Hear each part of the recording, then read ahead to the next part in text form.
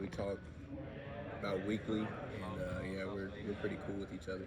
Who's kind of I should assume it's Jackson, but who's kind of the ringleader of the group, and who gets you guys going? Yeah, I definitely say Jackson. What's he like as non-football Jackson? He's a cool dude. He's just a chill, soft-spoken guy. He's just a cool dude, cool, calm, and collected. Stuff that you want in a quarterback. So. Anything else Boomer Sooner fans need to know? Nah, not for real.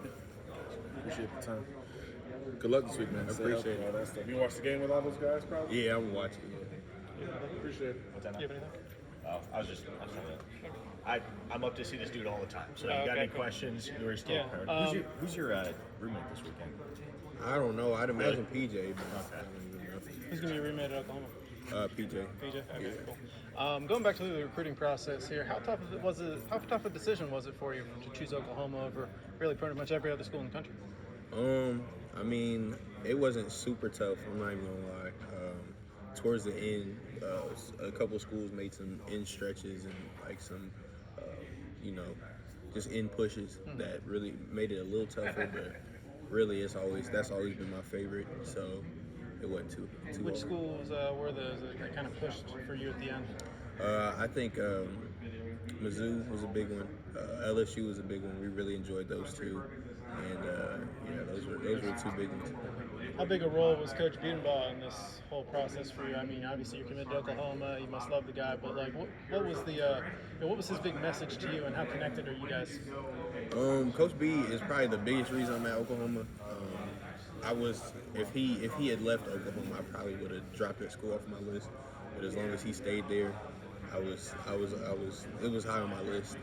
I really enjoyed him. I enjoyed the success that he has putting guys in the league, and I think that was one of the biggest reasons why I chose Oklahoma. Talk to me about the end of the recruiting process here, just for this Oklahoma class. I mean, great close with Peyton Bowen and a few other guys. Transfer portals obviously heating up for Oklahoma. So, what were your thoughts on the end of the process here? I think we did a great job. We put together a top 5 class, just like I figured we would. And I'm just excited for the future with these guys because we got a lot of talent. Well, did you take an active role in recruiting some of those guys? Some of them, yeah. Anybody in particular? I don't even remember. I don't remember.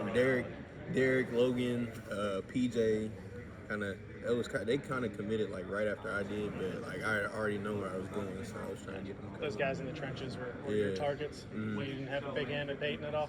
Nah, I didn't know him too much, but Jackson did his job. So okay, there we go. On a broader scale, the NIL landscape. How big of a role did that play in your recruitment? It didn't really play any role.